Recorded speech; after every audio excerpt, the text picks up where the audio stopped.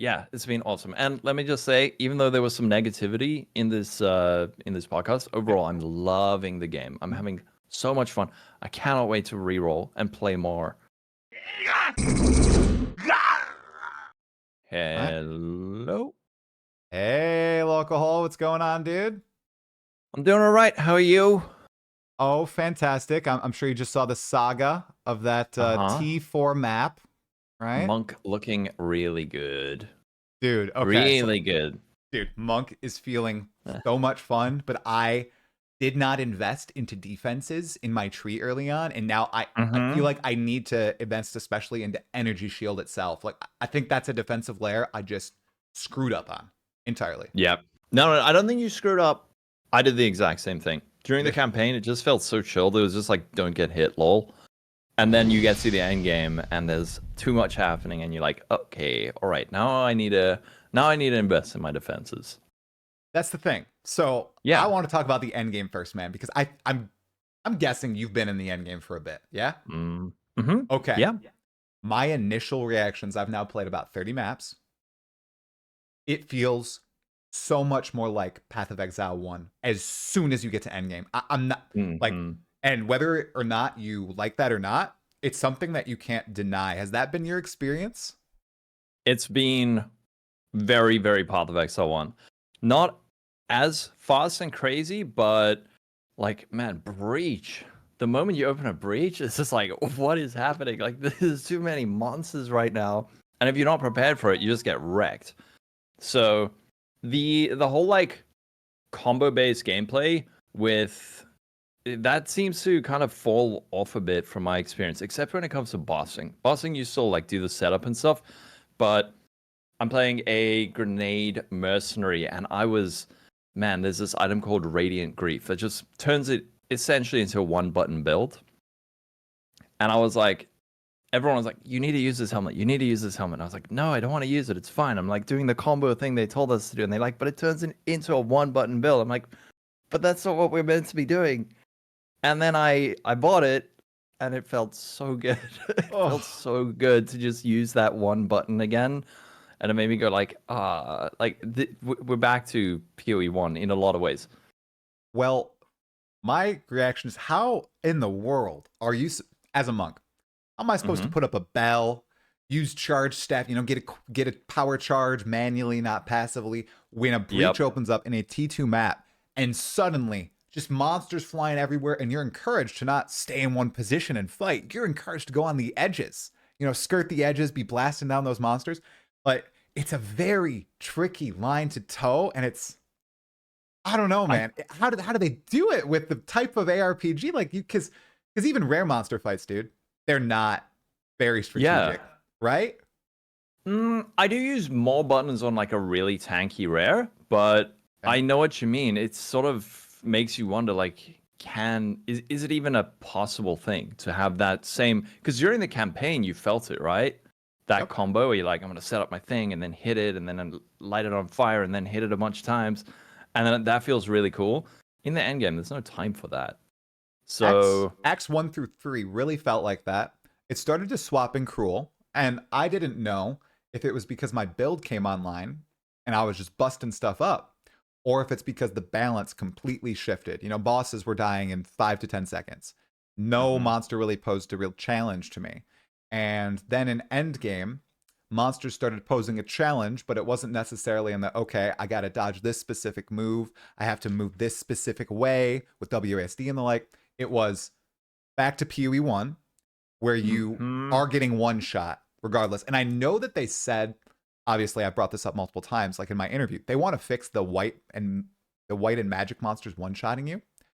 But it doesn't remove that semblance of the gameplay where you are just one button clicking through monsters like crazy. Now, once they fix that, you just won't be dying, from the random one-shots. Yeah. I mean, I'm not getting killed by random white or magic monsters.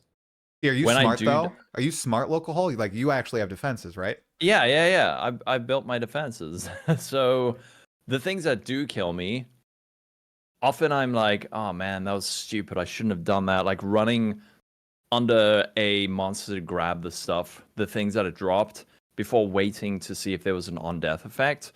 But man, on death effects, there is Too that many. one, the purple flowers. What is up with that? That is just nonsense. Just get it out the game. That sucks. I hate that. But you know what? In terms of on death effects, there is actually one monster that I think does it well, and it's that big, chunky guy, that big chubby dude. And you when you kill him, he's got like a long charge up. You've got time Yes. to like you can like run at him, realize what's happening, and be like, oh crap, and like back off and roll away. That I think is okay. But the purple flowers, that's rubbish. Like just actually remove that from the game. It sucks. Purple flowers are rough, especially because they're not only monster abilities, they're also environmental effects on some of the maps, which I found out. I thought they were just, oh, pretty flowers. I freaking walked on top of one to pick up an exalted orb. And I popped. That's the worst feeling. You see, you're like two exalts. You're like, no, please. I lost my first divine orb to an on death effect. Oh no. I know. Oh, it was rough, dude. But that's something that I'm shocked that they're still this prevalent in the game, especially on rare monsters, given that they have given monsters mechanics. They can kill us with these mechanics, I think. They don't need to rely on this anymore. And I think that might be a remnant of the PoE 1 design still lurking into the PoE 2 system. And I'm curious if they are going to change up the rare monster modifiers or change up more of these on-death effects to be like the fat dude from, I think it's the Drowned City is what you're talking about. He grows in size, he turns red, and then he pops. Yeah, I think that's great. You know, it's very well telegraphed, just like the improved Detonate Dead from Path of Exile 1, but even more so on a grander scale. Yeah. So that's fine. If you die to that, it's kind of your own fault, right? Yeah. That one you feel like, oh, damn it, I shouldn't have done it. But when there's like already delirium and ground effects and like you're using your skills and then you just suddenly explode, like, come on, man. Right. I don't know why they're so set on that. Maybe you're right. Maybe it's just like a remnant of PoE 1, or maybe what happens is it's something that they design out of context where they like test it, it visually looks really good, and then they put it in the game, and in context, when there's all these other things happening, it's terrible. But it isn't obvious. I hope that they go back on at least that one. I don't feel like there's that many on death effects though. That's the one that I can remember that I think is just like nonsense. I think that there aren't many different on death effects, but many of the rare monster modifiers right now are on death effects or those constantly pulsating effects that do persist after death. Yeah. So there's like the fire, lightning, and cold ones that even if you kill the rare, if they're mid cast, they still continue casting. And it's like, oh my gosh, crazy. And they're pulsating. So it's a better tell than PoE 1 almost. Like, because PoE 1, it's just a flat circle that spawns, and then you would just time it, right? But in PoE 2, it's like a slowly expanding. And sometimes I'm like, nah, I'm totally out of it. Or, you know, oh, it's going to pop before I go. And then somehow it's just a matter of getting used to it. But I think if they diversify that pool a little bit, it won't feel as bad, really. But we'll have to see. Like, no Soul Eater in the game, Lolcohol, unless I just haven't encountered it yet. Is there Soul Eater? No, I haven't seen it yet. I hope it's not there. I know that there is haste. So haste can exist. We just don't get it. Well, I got that on a quadrilla. Oh no. Oh, that is scary. Oh, very scary, dude. Especially in the endgame when there's like a rare quadrilla and then all the little mini quadrillas rushing after you, hasted. Oh gosh, it's terrifying. That is terrifying. Yeah. In endgame, man. So on death effects aside, how have you felt with the new Atlas system? Like I said, I'm only 30 maps in. I think you're quite a bit farther than I am. Could you give everybody like a rundown of just overview? What do you think about the Waystone experience, the towers, the progression, the losing special encounters on death? Give it to us. Ooh. All right. Yeah. I'll give you the good stuff first. Oh yeah. And I'll sandwich it with good and bad. So I think overall it feels really good. It's very satisfying. I prefer it to the PoE 1 progression. That was actually PoE 1. I hated completing my Atlas. Like, oh, I have to do this map now and do that map. And like, now your friend's messaging you for like Care Blade completion in SSF League. And you like have to stop what you're doing. So I way prefer just following the lines and like going towards points of interest. I love that.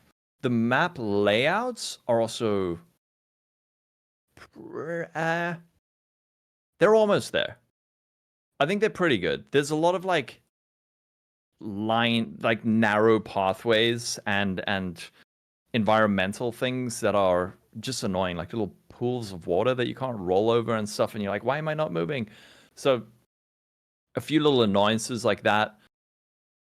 The scaling feels mostly a lot better. Like even going into red maps, it didn't feel like I was just getting decimated or feeling like I need to have spell suppression, armor evasion, ailment immunity or ailment avoidance, like crit reduction, CB immunity. You know, there's like a 20-point checklist for PoE1.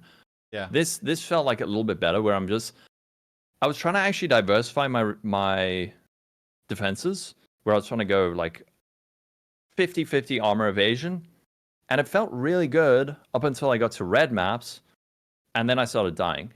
And then I decided, you know what, rather I'm just going to go all in on evasion and spec into acrobatics. And that's felt really good. So it's nice that I can like just fully invest in this. Well, I'm probably gonna, you know, that's not gonna be enough for some content, but it was nice that I could just really heavily focus on this one defense. That's like more not to do with the Atlas, but more like the scaling. Yeah. It feels fun, but there are some things about it that I don't like. Those towers, the first time you find it, it's cool. The second time you find it, it's cool. The 20th time, it's like, all right, I have to run the tower to use the emblem. Those towers, they could be so cool. I think they could be really interesting. If there was just a random point of, not like point of interest, but like something, like put a boss at the end of it, or put a breach at the end of it, or something. So when you see it, you're like, yep. Ooh, cool. A tower. Like, I'm going to go do that. Instead, it's just like the exact same layout. You run it on the lowest tier map you have so you can get through it as quickly as possible. Those Agree. I want to talk about those Yeah. towers a little bit more and then back to the map layout issue. So I did my first tower last night, and I thought it was just going to be you enter it and you use your tablet. I thought it was just, thematic or whatever. And maybe even you can use it on the overland map. You don't even need to travel in. It's not the case. You have to go in and clear the map. I feel like they're falling into the Crucible trap, wherein you have the Forge of the Titans, and it could have been such a freaking cool area, but instead it's a whole bunch of narrow pathways, basically the same layout every single time, and there's the same exact thing at the end that you're trying to reach.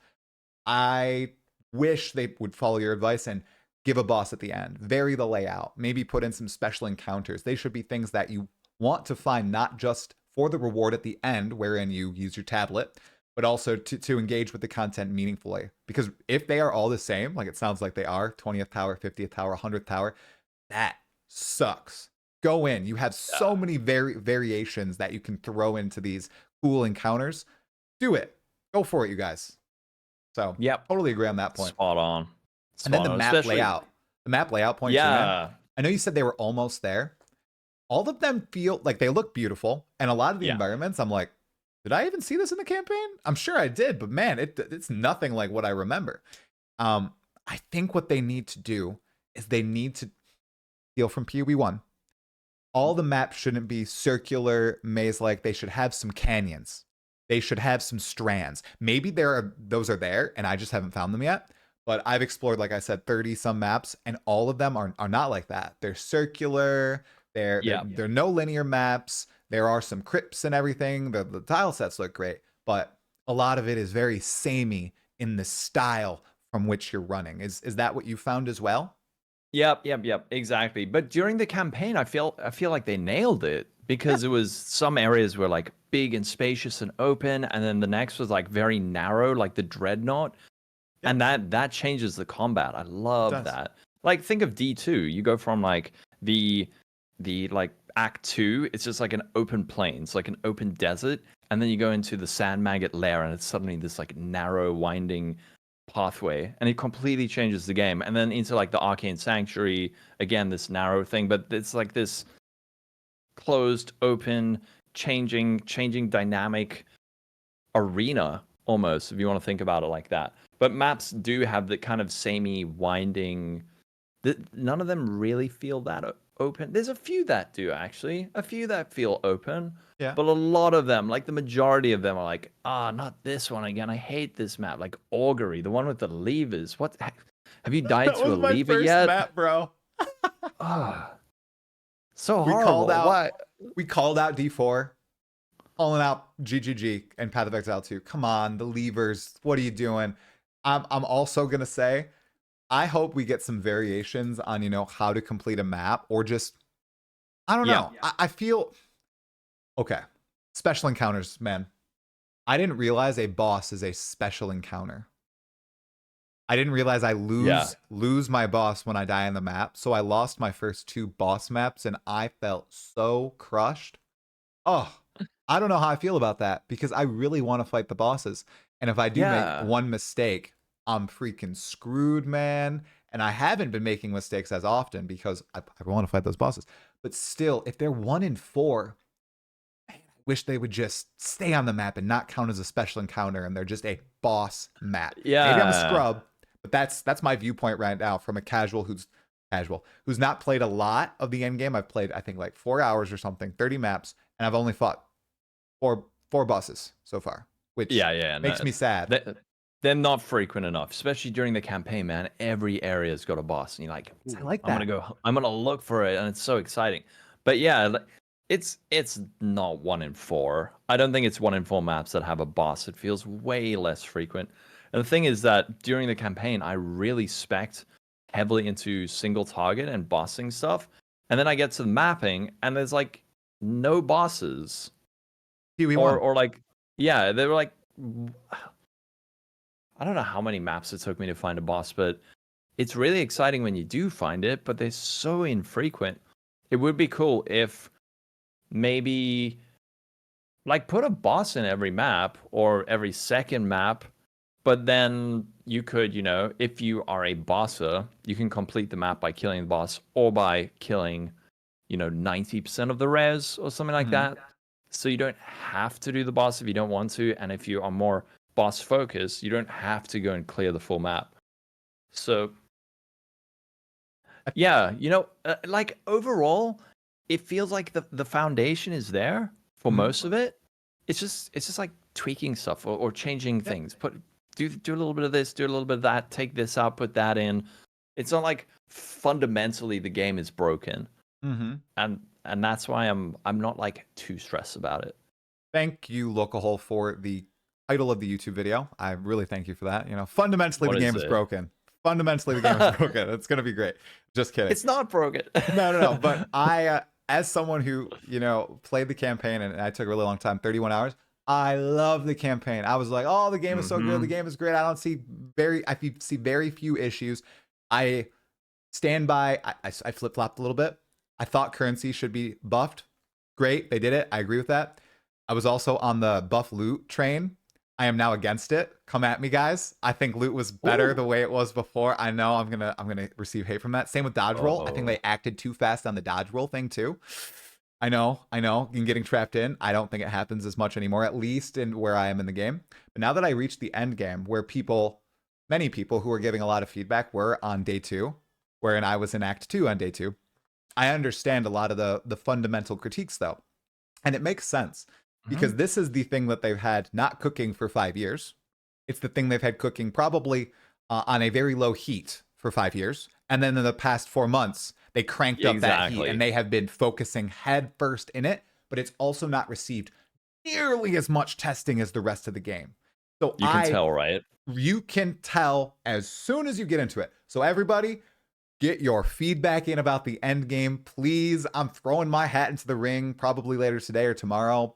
Even being in T4 maps, T5 maps, I can notice things that need improvements. So I think this is the one thing that we can really help fix or improve massively with PoE 2 that needs fixing in my perspective. Yeah, I would at this point almost prefer like a hell mode instead of endgame. Not that I am enjoying the endgame, but I feel like I had way more fun during the campaign. Just the pacing and the area layouts and the bosses and everything. So yeah, it'll get there, but like you said, you can tell that it is, I don't know, like a year behind all the content, like the campaign content. Mm-hmm. So it's gonna take time, especially like the balancing with crafting and stuff. I know you definitely get way more currency in the end game, Oh yeah, but I'm feeling that. yeah, you're feeling that, but still the crafting feels so weird, man. Okay. There's something missing. Yeah. There's like a fundamental puzzle piece that has been left out. And I don't know if it's alterations or scours, and I don't know if putting that back in the game is a problem or would make it better. Okay. Because yeah, I mean, how much crafting have you done? Is it just kind of like, ooh, a base, transmute, Yeah, orc, Palstron put it the best way. regal, sell it. Palstron put Oh, it the crap. best way. I haven't heard anybody else say this. I don't know if he came Yeah. up with it or if it's a meme somewhere, but I have been crafting identifying with extra steps, right? So I start with a magic item or a white item, and I have been getting lucky with my slams. I have an incredible staff, a great ring, and it feels really good to me, once again, as someone who is not truly engaged in crafting in PoE 1, besides spamming alterations and then trying to deterministically get, you know, fizz mods on an axe or a sword or whatever in endgame the past few leagues. I'm a base person who completes all 40 challenges with gear I've picked up off the ground. Okay, so that's me. So I have a very different perspective from a lot of these people who have been in the weeds, crafting away, making mirror tier items, right? So Yeah.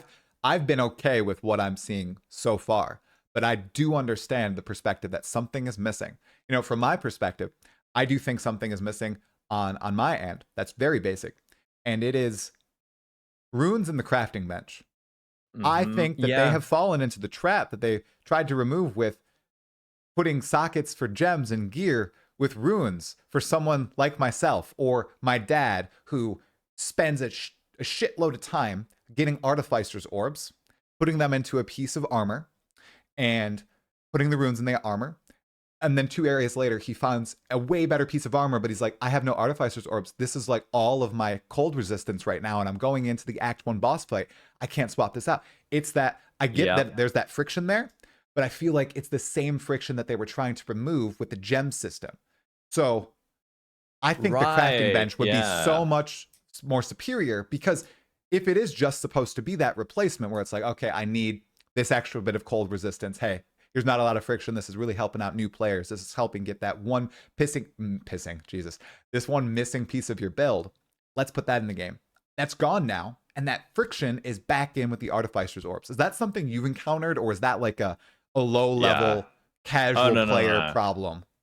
No, that's 100% the same experience. Like, I've found or crafted something. Well, crafted as in I got lucky with some Exalt slams and put it on. I'm really excited, and I'm like, oh wait, I can't actually use this because now I've got like 200 fire res and 20 cold res, and I can't like remove the runes or use the crafting bench to balance it. Man, maybe you're right. Maybe it's the crafting bench. That is one missing piece. And maybe there are multiple missing pieces that are making it feel less engaging. Because the thing now, what was really fun in PoE 1 with crafting was that you could amass currency and be like, okay, I'm going to sit down for the next half hour and make this item. Or like as close as possible. Whereas now it's this weird, just like transient process where you just go like, oh, I got a base, or I identified it. It has maybe one good mod. I'm gonna regal it. Oh, it's bad. Okay, never mind. And then you're just done. Like that's the whole process. There are things in the end game you can do. I was going to ask about those, and if you've engaged with the like the essences and the ritual. I can't even remember what they're called. The ritual things that deterministically say, you know, add this particular thing when you use an exalted orb. Are those common enough to engage with? I'm in tier 14s. I haven't found a single greater essence, and I have found one omen, and it was like, when you ulk an item, it will have 3 suffixes. That is the only omen I have found. That's it. Ooh. One. In like, Ooh. so I think if they're going to get rid of the crafting bench, make omens more common. But the other thing that was very interesting about the crafting bench was blocking mods before slamming. There was, I know people who don't understand it, hate it, but when you do understand it, it's fascinating. Understanding like weights and odds and like optimizing the process of crafting, but also having simpler methods like essencing, man. Just like PoE1 essences, reforge an item with this one modifier and the rest is random. And sure, that can lead to some spam, but early on, it actually can feel really good where you just find like one nice essence, hit the item, bench on attack speed, there's your upgrade. Yeah, But the more I think about it, even for early advanced crafting and beginners, the removal of the crafting bench has really hurt it's me. huge. Okay, and Yeah. when they pitched it, now that I'm thinking back, runes were pitched as the solution, and it sounds like closed beta testers saw it as that solution. Like, oh, this makes sense. This is good. I'm wondering if there was a shift between closed beta and now in the amount of like runes or socketed items that are dropping, or how you insert sockets into items, or if you could override them in closed beta. We'll obviously never know unless Jonathan or Mark or someone else says that. But if I got to talk to them again after early access now, I think the crafting bench change and the fact that it was changed so in such a little amount of time ago, like a month or two before early access started, I think that has affected the balance and flow of the game quite a bit, especially in Endgame and swapping gear around. Oh, 100%. Yeah. Just So, like the crafting bench was brilliant because it served so many different purposes. Early on, it allowed you to round out your defenses in a much more flexible way. Late game, it allowed you massive control over the items you wanted to create. And small things like prefixes cannot be changed. That is such a man, when that came out, I don't think anyone realized how powerful it was, and then people figured it out over time. But that was genius. The crafting bench in PoE1, prefixes cannot be changed, suffixes cannot be changed, and then learning to manipulate that and use tricks to your advantage. And I've had so many conversations with people who are better crafters. When someone asks me, how do I make this item? And I'm like, I would probably do it like this, but there might be a better way. And then you chat to someone who's more experienced, and they will like come up with this elaborate process that is just, man, it's it's exciting when you read it because you're like, oh wow, I didn't think of that, and now I can use those techniques to other crafts. And I think one of the most interesting ones was like what was it, a shockwave totem cold shield, and there was like a very, very smart way to force +1 totems, +1 physical gems, and like life. yeah. Very elaborate process. And again, people who don't get it or feel like, oh, it's too complicated, I get it, but once you do get it, it's so cool that it's there in the game. There is that system to engage with. And if you aren't unable to understand it yet, you can still use a crafting bench for like really basic stuff. That's me. Hello. Yeah, exactly, right? Yep. So you can use your essence, benchcraft, block a mod, slam it, and then benchcraft another mod you want. Like Yeah. that's low level crafting. And I miss it. I miss it. And I think, you know what? I think even if there aren't scours, maybe not. Even if there aren't scours, you could still do a lot more if there was a crafting bench. Oh yeah, I think you could. If they added the simple stuff like you said, they kind of replaced what omens do. Just the simple prefixes cannot be added, suffixes cannot be changed. All those base modifiers, which it sounds like are locked in some ways behind omens, and in some ways they're just gone from the game. I think that would open up the crafting levels quite a bit. Yeah. Just with the base currency we have in the game. And we know that they've said they're going to introduce more crafting methods with the old leagues coming from PoE1, and then of course new leagues in PoE2. But even this, I'd argue that the crafting bench should be a baseline, and they should find a way to fit it into the game. It sounded like the reason it's not in the game is because they just couldn't find a way to explain it well to players, and adding all these extra layers of complexity, like with all the different item sorts and like almost like a grave crafting setup from Necropolis. I think in PoE 1, it was good. I think with a little bit of extra tooltip, you're good. You can explain it. The tooltips in PoE 2 right now, great.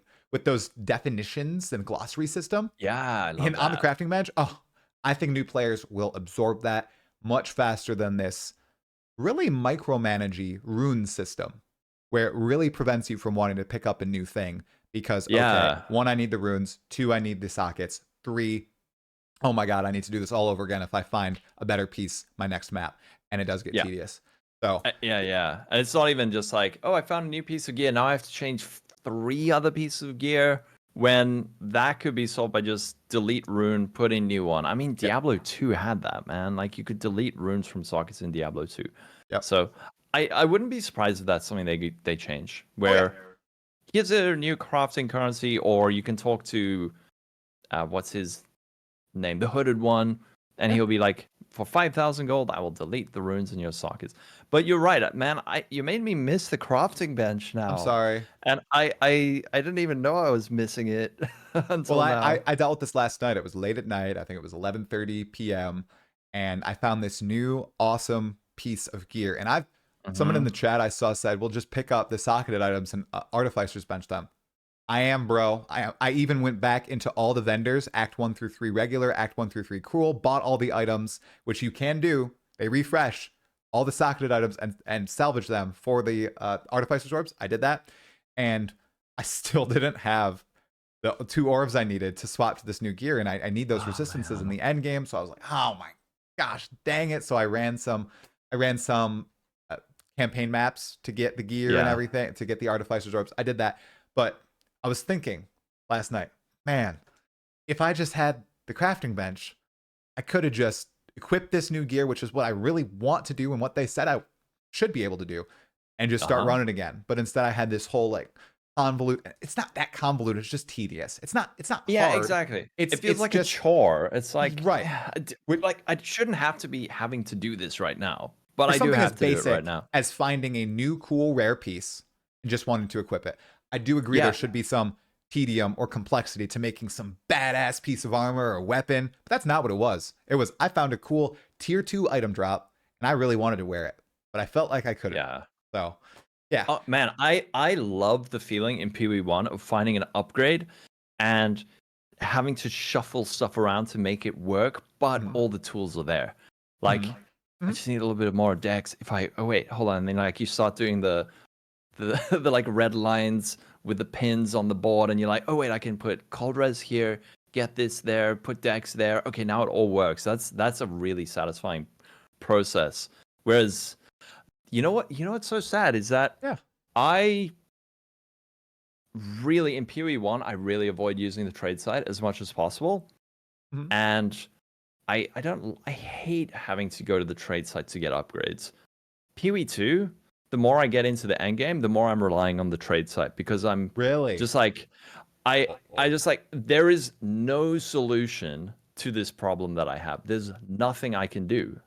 So other than go to the trade site or just not use this upgrade that I found. And that feeling like, well, the easiest thing to do is just buy it, I guess. That's what I did last night. I was like, I need Chaos Res. Man. I haven't even touched the trade site yet. I haven't engaged yet. You'll hit it because you'll start dying to chaos damage, and then you'll be like, stop it. Man, I would love an amethyst ring and like a chaos essence. All right, no amethyst rings are dropping. No chaos essences are dropping. So now I just need to pick up random rings and transmute org them and hope that I get chaos res. Like, how long is that going to take? And eventually, like, well, I've got 50x sitting in my stash. I'm just going to see what's on the trade site. Oh, okay, problem solved in like 2 minutes. Yeah.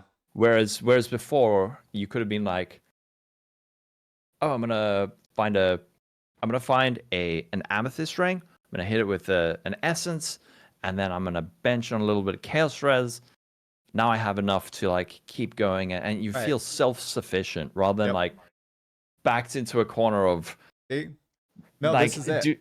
yeah, This, like this I is it, man. can It's unfinished. I The end game is it unfinished, and it's so clear. Yeah, it is. it is. But again, I don't have any doubts that they will get there. I Oh, of just hope course. that aren't they're not like too uptight about bringing things back that did work.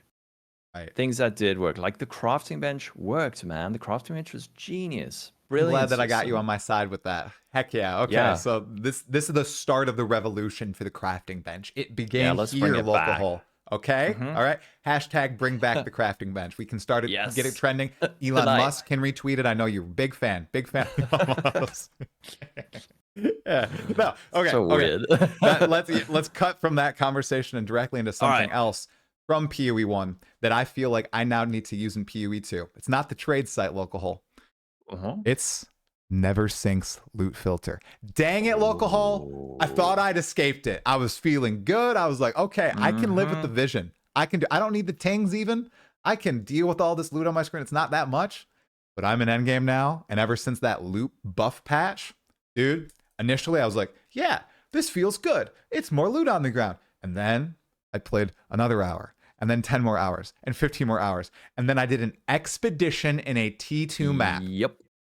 One, why am I not auto picking up the expedition currency, the artifacts that I used to gamble? I don't know how to use them yet. I don't know if it's a different system, but I noticed that they don't auto pick up anymore. Dang it. Mhm. Two, my entire screen was covered in loot in a T2 expedition. So, pro or against the more loot in the game now? And are you using a loot filter at this point? I'm using a loot highlighter. I'm not using a loot filter, but I kind of feel like I need a filter at this point already. So Me too. Well, you haven't swapped to one, and you're in red waystones. So maybe yeah, this is a one-off experience. Is it not that bad? Am I like being a little bit too uptight here? If you do a breach, you're gonna get like 5 bajillion items. You have to press Z to hide loot while you're in a breach, right? And then when you're done with the breach, you're gonna have like 6 white items in your inventory because you've been clicking on them. But like just for normal mapping, I haven't felt like I desperately need one. It's the encounters, yeah. It's the encounters that really spit out loot, and it feels pretty good. But yeah, a loot filter would be good. As for expedition, why do you have to pick up those things?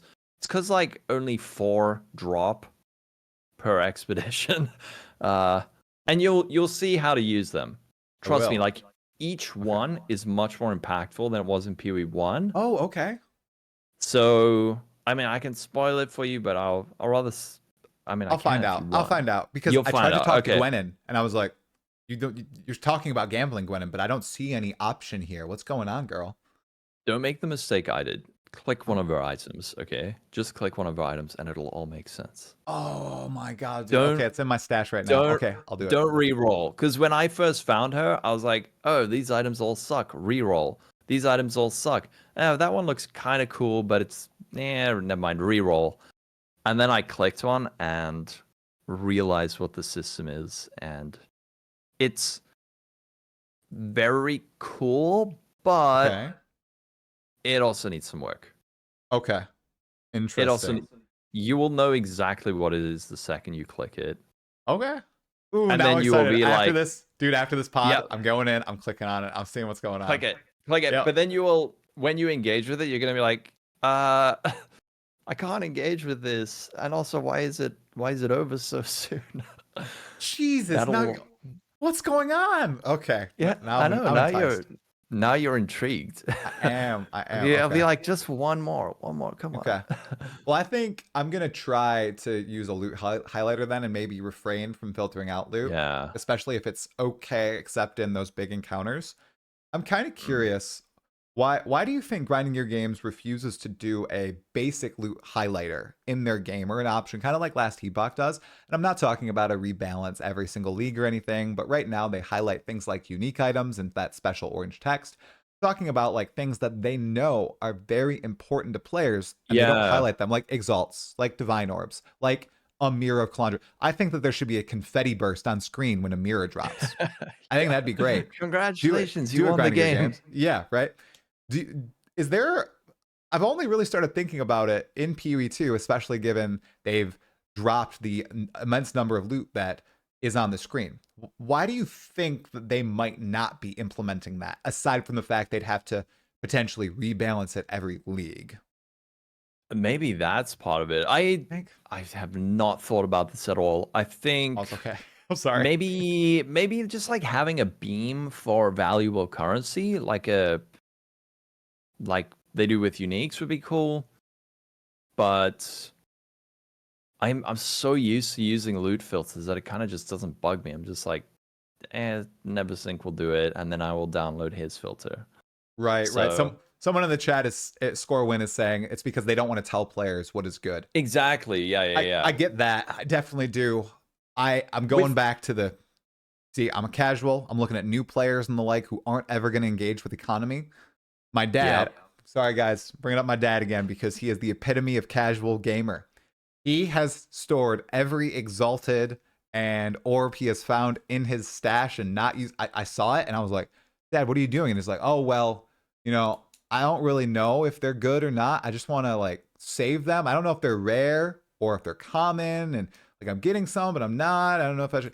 And even that little nudge, I feel like would help. But even then, it's just a beam. What's the beam going to do? The player needs to understand what the currency does in the game. And that's why I go back to what I talked about with, I think, Lighty, or was it Pal? A crafting quest, I think, should be in Act 1 to help, like giving players one of each orb and saying, okay, you have to use this on a white item. And then you have to use this on a magic item. And you will see, here's what an affix is. Here's a suffix. Here's a prefix. And it showcases this system to them.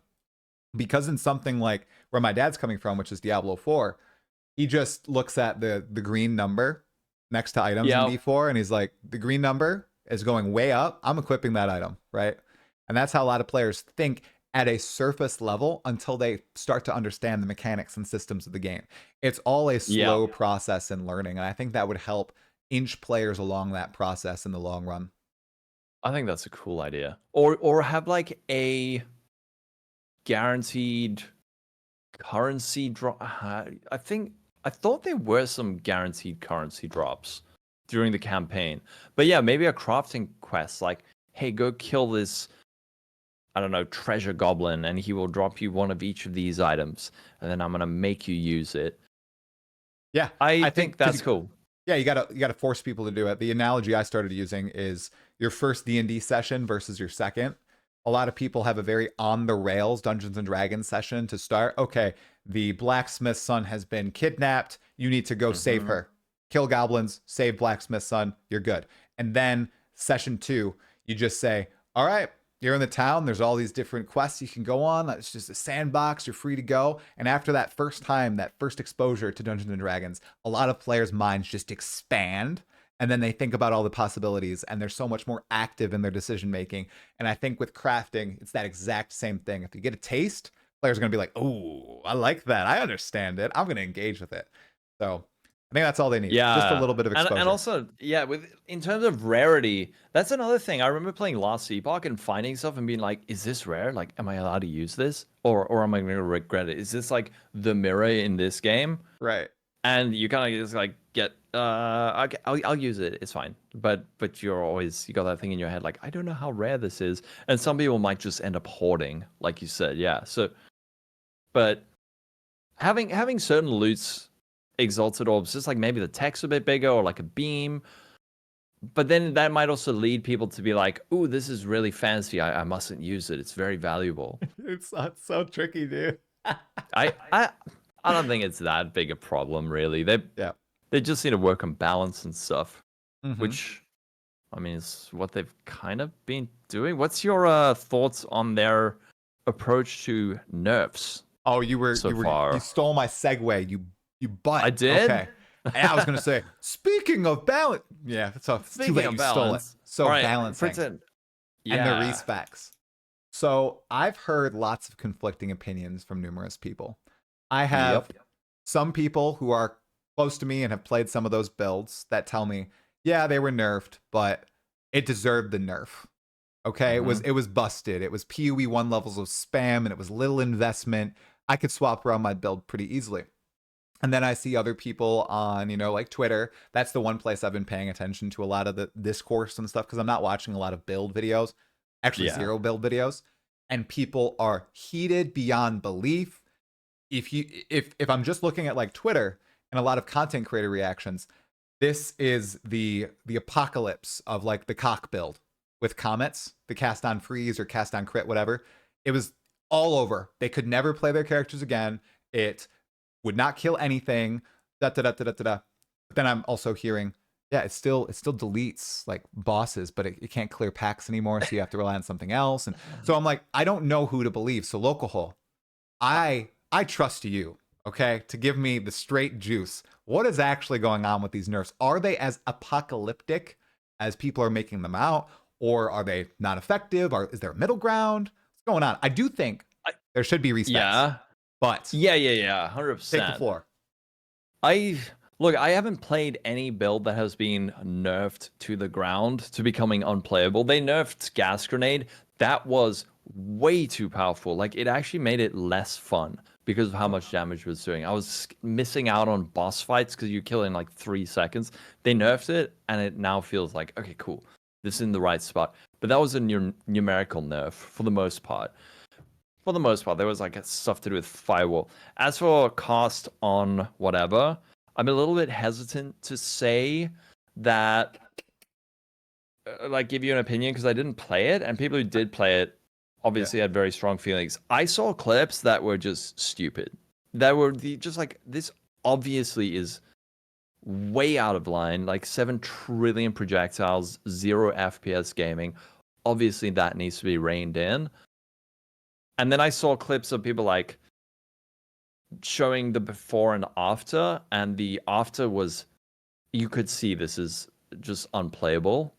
But then I saw another clip of someone like playing it after the nerf, and they were like, "Oh, this is so bad," and I'm like, "That looks fine." Like, it didn't look that bad. So I'm in the same boat where I'm like, I don't know. But I think the problem is the approach to it, not giving players enough heads up to say, hey, in 24 hours, we're going to be making these changes to these skills. We will give you a free respec. Don't worry about it. You'll get your free respec. Or I've been talking to Guitaraholic about it. He had a good idea about having like the pace, or what's the word? I don't want to say cadence, but like have a set schedule for certain nerfs so they don't just come out of the blue and brick people's setups in between maps. That sucks. I get that sucks. If they did that to my build, I'd be pissed. Yeah. So it's a consequence of the Path of Exile community as well, because if one broken build comes out, everybody is instantly going to leap on that or try to leap on it. And the longer grinding gear games goes without addressing it, the more accepted it is that this is a thing, and then more and more people will hop on board, and then when it is eventually nerfed, people are going to be pissed. And I know I agree with the communication and giving a heads up, or maybe putting out a schedule.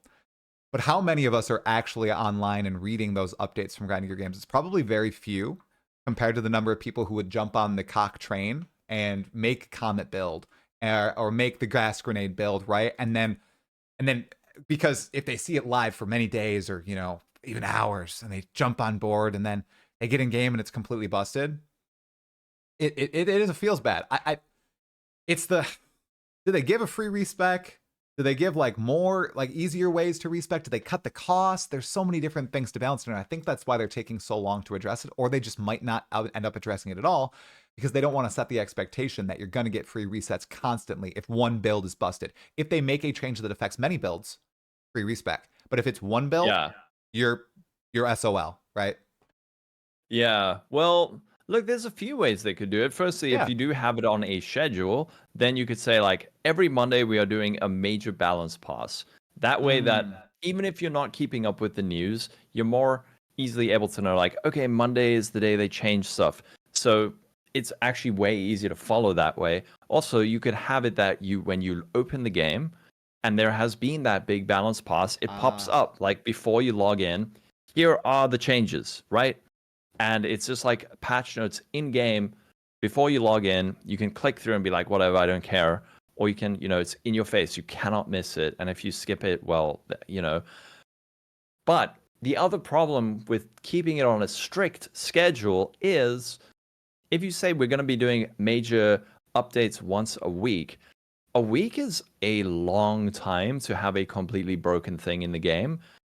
People can like destroy the economy, destroy the end game, like chain farm, bosses, right? beat all the pinnacle bosses, or get people into a headspace where they're like, oh, this level of power is acceptable. I'm going to play this for a week. And then it gets nerfed. And then they go back to what is considered acceptable. And now they are just like permanently disappointed because they've been playing with something broken for a week. So here's the thing. I think you're totally right in your feedback. The problem is they have a game that is launched as if it is though it's a full launch, because a lot of it plays very well, right? A lot of it does seem like a full release, but it's not. It's an unfinished game that is in early access that is meant to be a beta, but a lot of people see it as like, oh yeah, if I build something, I should be able to keep it, right? No. And they need to find a way to really set those expectations. And maybe it is a weekly cadence balance patch like that, where they are going to go in, they're going to address a lot of the broken builds and maybe give a reset and then say something like, all right, go again. It's your quest. Find the next broken build. Because once early access ends, this isn't acceptable in Path of Exile, in my view. I think that they usually, when they launch a league, they don't fix broken builds unless it's breaking servers. Exactly. Right? Right. So once PoE 2 goes into 1.0, this can't happen anymore. And they need to make sure players understand that. I think a lot of players will see that they're nerfing busted builds week after week, day after day, and thinking, wow, PoE isn't the type of game that accepts that anymore. I don't think that's necessarily true, but I do not fault people for thinking like that at all, given what's happening now, right? Yeah. No, but it is a week into early access. Well, it's been like a month, Lolcohol. What are you talking about? It's been like a month? Like months, years. What does Lachlan say? How long has it been? How long? No, I'm wondering, like, if they did overnight delete my build, would I be super bummed? I would probably just re-roll and be like, okay, me too, go next. But me too. But a lot of people won't. Like they don't do that in PoE 1 because the foundation has been set and the expectations have been set. It has happened like a couple of times where they do the mid-league nerf. So maybe maybe it's the style of nerf where I feel like the poison grenade, the gas grenade, that was a good nerf. That was a numerical nerf. It brought it back in line and it felt like, okay, cool.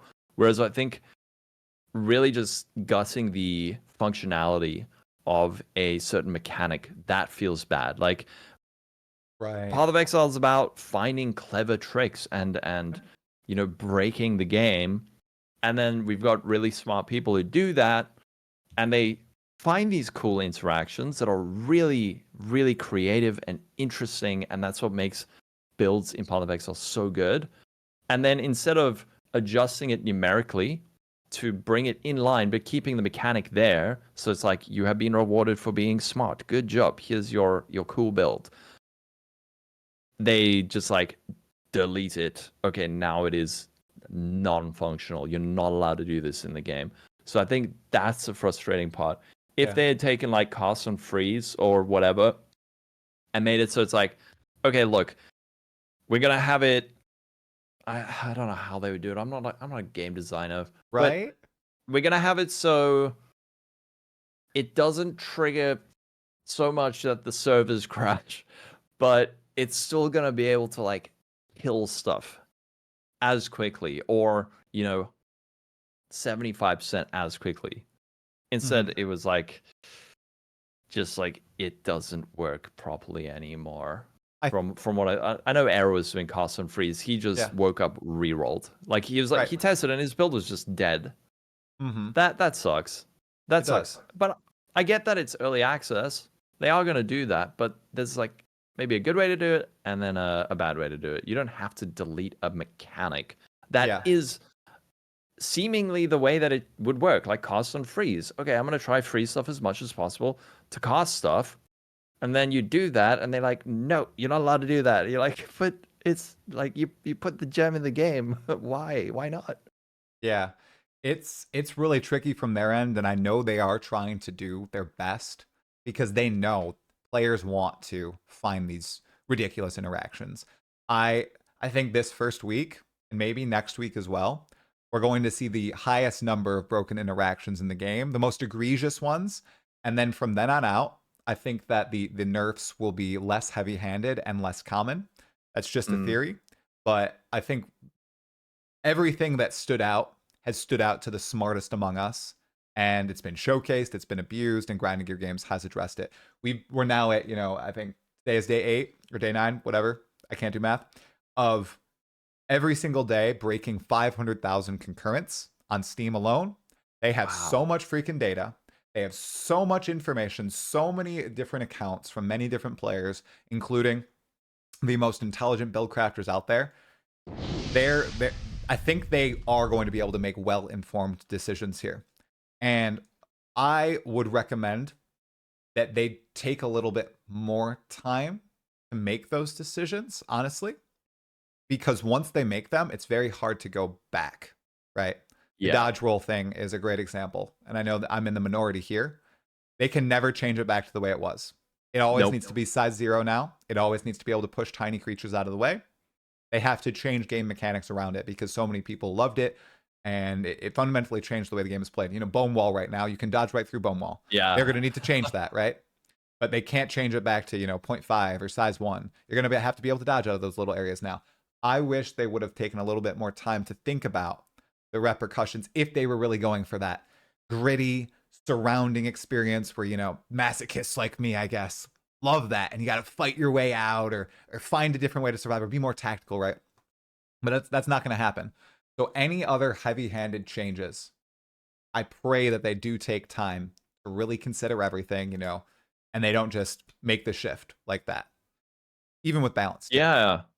They should, man, you know what they need to do? They need to get Jong on a test server and just be like, employ him full time to break the game before and figure out stuff and be like, okay, like we're gonna pay you a salary to play Path of Exile on a special server, and like figure this stuff out, break the game, help us to make it so it's not crazy, and then we'll fix it before anyone else figures it out. Hey, I know that some content creators have been asked to be on those alphas, but a lot of them are like, nah, I want to make content. Yeah. I wonder if he's been offered. Dude, I mean, if you're streaming a broken build to that's views, man. People want to see it, especially when you get angry when they take it out the game. There was some good clips that came out of it, man. There was like there were. It was bordering. We nearly had a Path of Math relapse. Oh no, not already. Not a weekend. No. It didn't get that close, but you were watching some of the clips. You're like, oh man, like stop. Okay, Definitely. like writing that line. Jeez. Also, to correct myself, I guess during the week the peaks were 450,000 on Steam. Just today and yesterday they broke 500,000. I'm sorry. Saturday, Sunday gamers, thank you for rising up.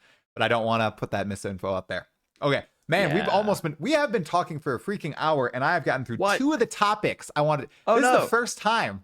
We've just been yapping, dude. What the heck? Jesus. I do want to talk about a few more things with you, though, man. Okay. If that's okay. Are you good to go a little bit longer? Yeah. Okay, awesome. I just want to respect your time because I know there's some PoE 2 to be played. So. I mean, I'm a full-time PoE creator now. My time. There you go. You can spare some time for the pod. Okay. The 2 topics I still wanted to talk about.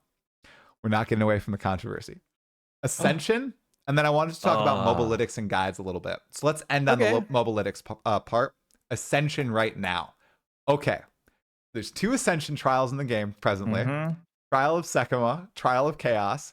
Lots of debate about both, okay? I think the debate about the Trial of Chaos is more warranted, and the RNG-based design with those modifiers that can just brick your run if you can't choose a good one. And then the Trial of the Sekima, it's just a completely different game inside Path of Exile. And you have to treat it as such. And if you don't, you will lose. And if you do, there's a pretty good chance you're going to win. So, between those two trials, which one would you like to talk about first? Sekima, I Sekima? guess.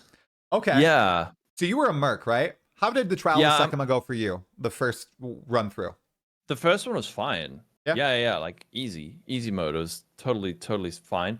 But I could see all the problems with it. It's like if you get a bad room or a bad affliction, this could break your run. That sucks.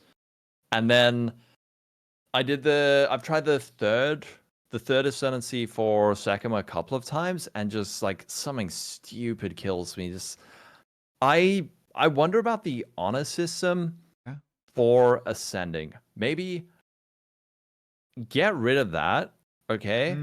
And then have a end game trial system that is Sanctum with the honor system, but get rid of it for the Ascension.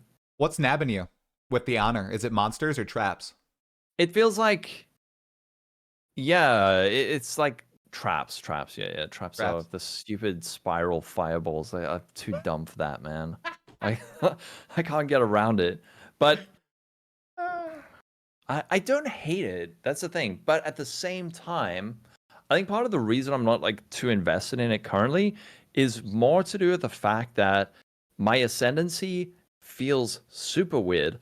It's not like Path of Exile 1 where you feel like, oh, there's this huge power spike. I need to do this so I can get that additional projectile or that like 50% more damage. I'm playing Mercenary, and I'm like, I don't know what to take because I've got two things now. And just like nothing is that appealing. Wait, are you really. Gemling or Witch Hunter? No, sorry, you didn't say. Witch Hunter. Witch Hunter. Yeah. Okay, got it. And like nothing is that appealing to me, really. So I'm not really doing it. I'm like level 85. I've tried the third trial a couple of times, and I'm just like, I don't know. If I do the third one, then I get this thing that's maybe a little bit useful, or I could do that thing, and I don't really see the benefit of it. So like, I'm just not going to do it. I'm going to wait till I'm like level 90 and then just hopefully blast through it. All right. You are shocking me right now. I still don't know all the nodes on the Witch Hunter because I haven't looked at any of the ascendancies besides Invoker and the Chaos Monk, the Chunk. But the nodes I do know from the Witch Hunter were freaking insane when I first saw them. Why are these not exciting you? Are the others just not as good? Like, I remember the Culling Strike node. There's the deal between 1 and 30% of max health node. There's the Corpse Explosion node. Are the others just not good? Or I'm curious. I think maybe, look, the concentration thing, maybe I need to... So the concentration is obviously more focused around bossing, right? And then the follow-up of like dealing 30% more damage based on missing concentration. If there were more bosses, if I was doing a boss every single map, okay, cool. That seems nice. But at the same time, I'm killing bosses so quickly that I'm like, I don't really need this.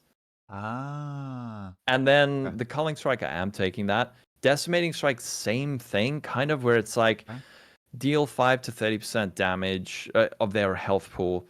I'm killing them quickly enough that it's not exciting. If one of the nodes was like +3 grenades, I would be so on that. I would be like rushing to do my third ascendancy, or like grenades have a 50% chance to explode a second time.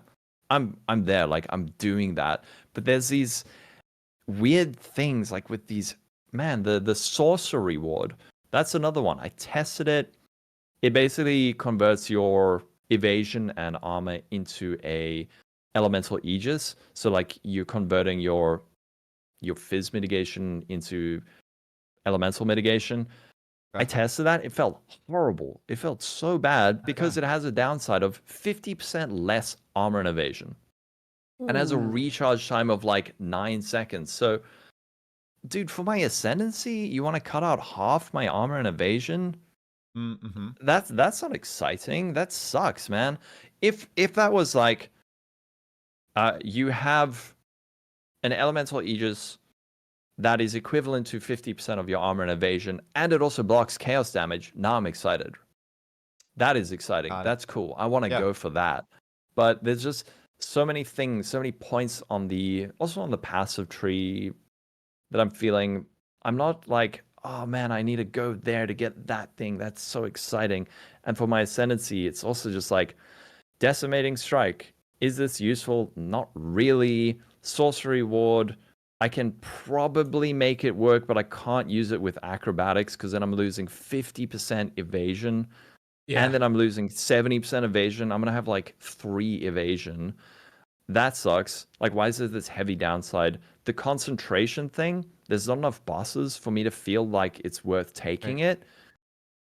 And then there's like the 20 weapon set skill points. And sure, that could work, but I'm playing a 1-button build and it doesn't come with 20 respec points. So if I do take that, I now need to respec 44 points. How much is that going to cost me? So just none of it is interesting. Wow, this is not the road I expected to be going down when talking about the trial balance, but hearing your thoughts on like the Witch Hunter, you know, I'm in my little bubble of Monk, and I feel excited about everything. But hearing, especially, I've heard about the Blood Witch or the Blood Mage and how that's still broken. And I know Arrow has had some unfortunate scenarios and circumstances with his Blood Witch. So, oh, poor Arrow. But just hearing that the ascendancy now that you're in game and playing the game and seeing how many bosses you find and how quick monsters die and the fact that you're using a 1-button build, that it's not exciting to you. More great feedback for grinding your games because obviously ascendancy should be your freaking golden mine for ideas. Exciting. Like keep it simple and exciting. I am playing grenades. Why are there no grenade things on my Witch Hunter? Just make it shoot fucking 5 times as many grenades and make them explode twice as much, and I'm happy. But instead, it's like, you lose half your HP, but sometimes you take half as much elemental damage. Like, wow, cool. That sounds great. I'm definitely grabbing that. Or like Culling Strike. Culling Strike is pretty cool, but like, honestly, if I wasn't using it, I wouldn't really feel that bad. The explode thing, which was probably what I thought I would need the least, is the thing that feels the most impactful. So, yeah, like I feel like I haven't looked at a lot of the other ascendancies, but it is so strange that they've gone so heavily on this downside, upside thing in places that they shouldn't do it. Like, notables. Why are there so many notables that are like, you lose attack speed, but you hit harder? I get like thematically it makes sense, but it's not fun or exciting, and it makes you feel like sluggish. Keep it for uniques, keep it for keystones, have the downsides be like big downsides and build around them. Not like you attack slightly slower, but you hit slightly harder. That's not interesting. Have it like you have no life, but you're immune to chaos. That's cool. It's like huge upside and then huge downside and then build a character around it. Go for it. So with notables, it's interesting that they do have those downsides. I wonder if it's a way for them, because lots of people are going to take notables. Not everybody will take keystones. So maybe rein in player power in a way, but still, I think you're right. When you're picking stuff up that's really basic and integral to a build, doesn't always need to be associated with a downside. Maybe just don't make the upside as powerful and instead just get rid of the downside. Maybe. Right? Because especially in an ascendancy, man, I don't. Dude, that sucks that there's a downside, you know? PoE 1 ascendancies. Often it's like, oh man, I want all of this stuff. I want all of these things. Like Deadeye, skills chain +1 times and they ricochet off terrain. +2 projectiles. Far shot, they gain damage as they travel further. And then you got like double Mirage Archer, you've got Frenzy Charge, you've got Tailwind. Like all of these are, man, 75% increased effect of your marks. Or like, what's like another good PoE 1 ascendancy? Nearby enemies have minus cold res, minus chaos res, and 100% reduced life regeneration rate. Like the power is obvious there. 60% to chaos res, 15% more chaos damage. Inflict withered.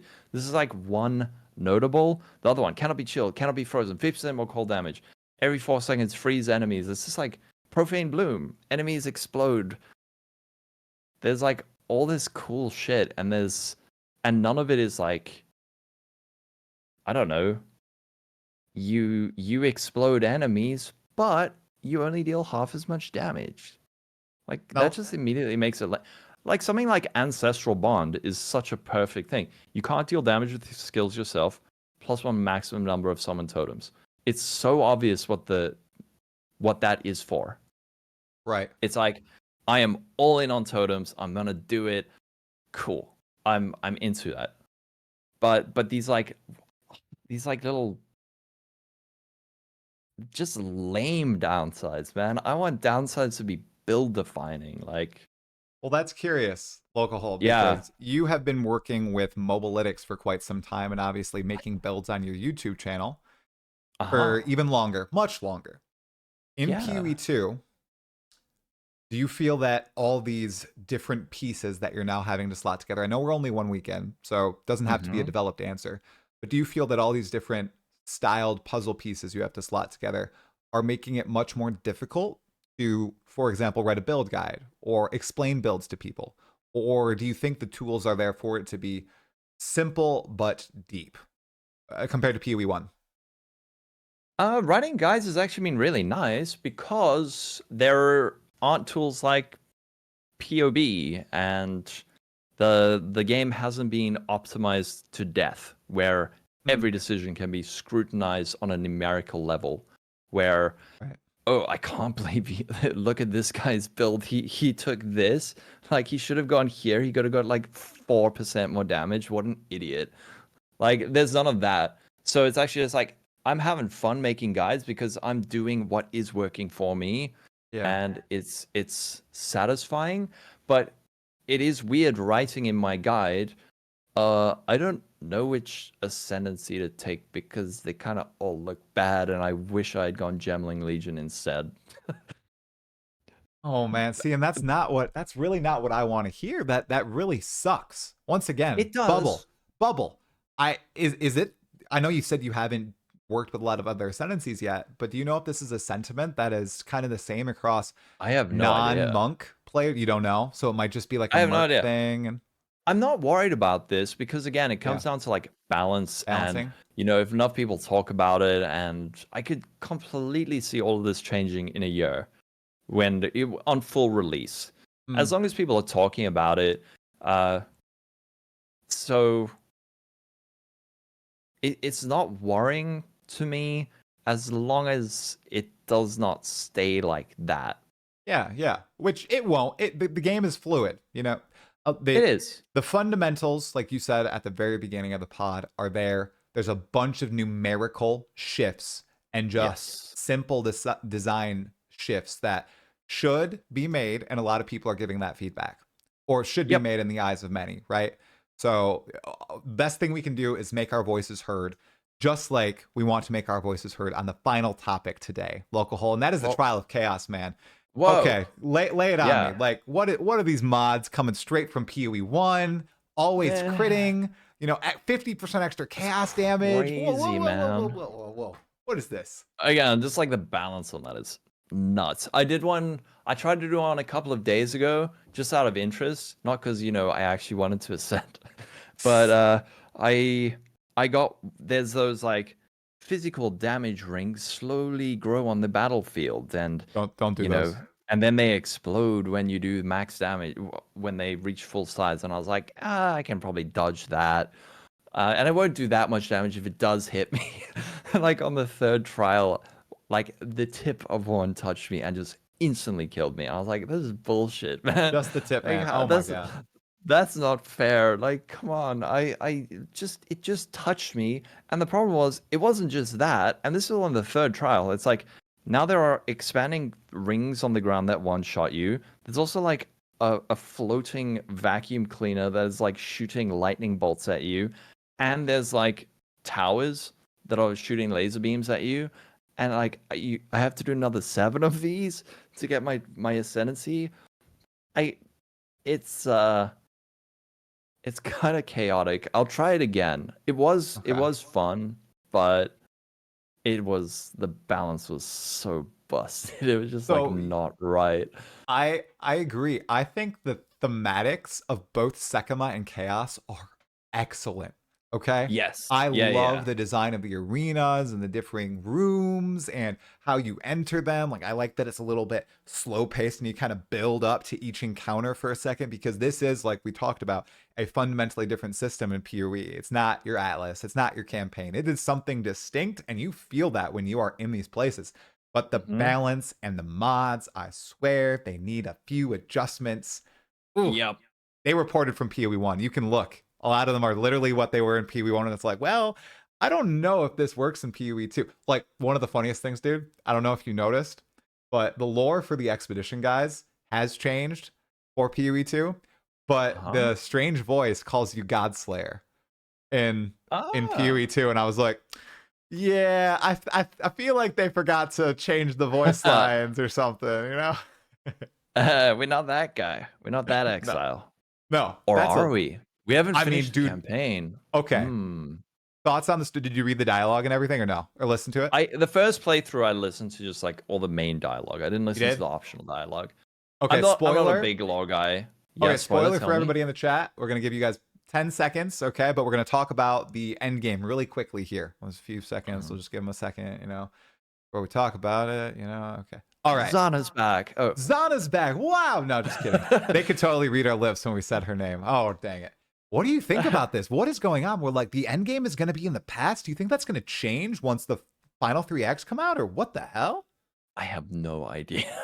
What? Should I am the wrong person to talk about this. It seems cool, but I don't know. I think for people who are lore buffs, they were really excited because they're like, oh man, this is like the second Cataclysm, and like Doriani, he's like taking us to the past, and but I'm just like, okay, when do I get to kill this stuff again?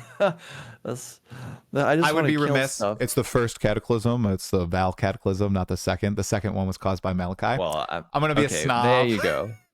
Yeah, but I mean, like for people like you, oh, awesome, man! I'm sure there's tons of cool Dude. stuff, and I Dude, look yeah. forward to your videos and Kitten Cat.